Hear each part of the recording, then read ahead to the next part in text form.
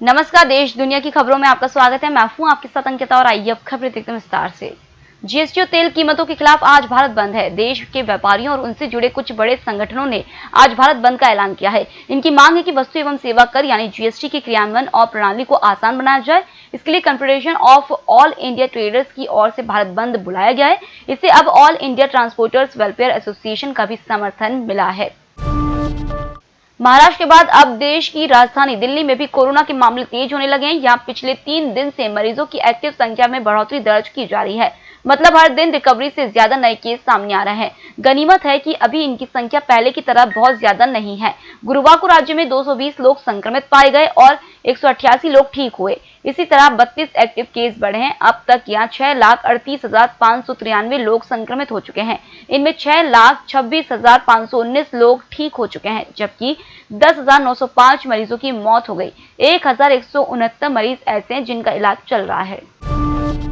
Corona के बढ़ रहे मामलों को लेकर फ्रांस सरकार ने देश में एक बार फिर लॉकडाउन की तैयारी कर ली है। हालांकि इस बार यह नेशनल लेवल पर ना होकर रीजनल लेवल पर होगा। आसान भाषा में समझे तो कुछ सीमित क्षेत्र में ही लॉकडाउन लगाया जाएगा। उन क्षेत्रों में सख्ती ज्यादा होगी जहां मामले तेजी से बढ़ रहे हैं या जहां क्लस्टर मिले हैं। प्राइम मिनिस्टर जीन कॉस्टेक्स ने गुरुवार रात लॉकडाउन पर विचार किए जाने की पुष्टि की। फ्रांस में गुरुवार को 25,435 मामले सामने आए। ये कितनी तेजी से बढ़ रहे हैं इसका अनुमान इस बात से लगाया जा सकता है कि पिछले पूरे हफ्ते में 22,501 मामले सामने आए थे। केरल में सुरक्षा बलों ने शुक्रवार को एक महिला पैसेंजर से भारी मात्रा में विस्फोटक बरामद किया है। कोझिकोड रेलवे स्टेशन पर एक महिला के पास से 100 जिलेटिन की छड़ें और 350 डेटोनेटर बरामद किए गए हैं। इतना विस्फोटक मिलने के बाद बड़े धमाकों की साजिश से इनकार नहीं किया जा सकता, पर अभी तक अधिकारियों ने इस संबंध में कोई बयान नहीं दिया है।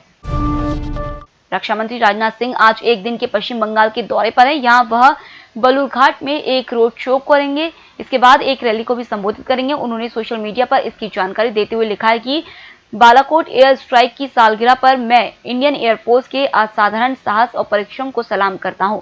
बालाकोट हमलों की सफलता ने आतंकवाद के खिलाफ कार्रवाई करने की भारत की दृढ़ इच्छा शक्ति को दिखाया है। हमने अपने सशस्त्र बलों पर गर्व है जो भारत को सुरक्षित और निश्चित रखते हैं।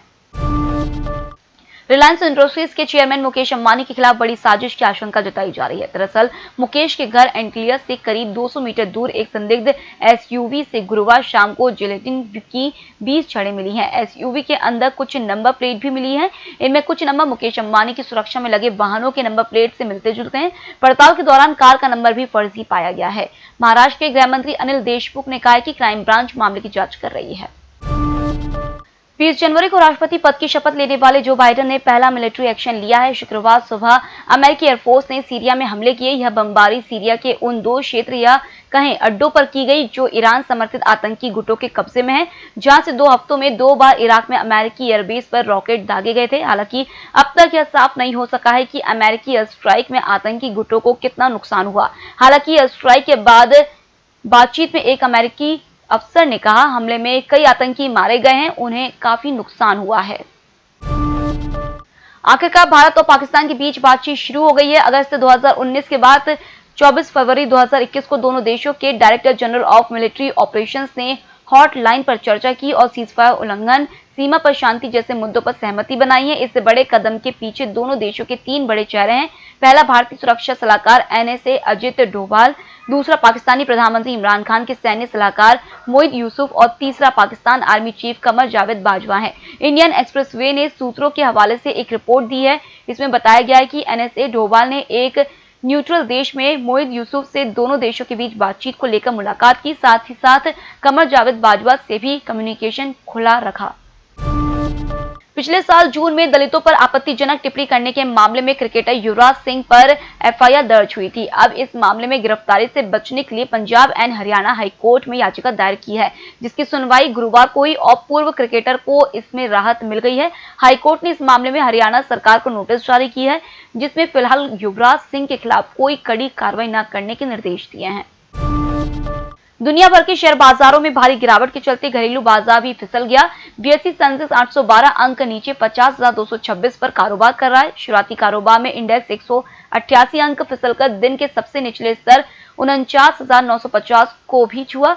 इंडसइंड बैंक का शेयर सबसे ज्यादा 3.96% नीचे कारोबार कर रहा है। एक्सचेंज पर रेलटेल का शेयर 11.3% प्रीमियम पर लिस्ट हुआ। शेयर का इशू प्राइस 94 रुपए था, जो 104 रुपए पर लिस्ट हुआ है। फिलहाल इस बुलेटिन में इतना ही। आप बने रहिए ईएमएस टीवी के साथ। नमस्कार।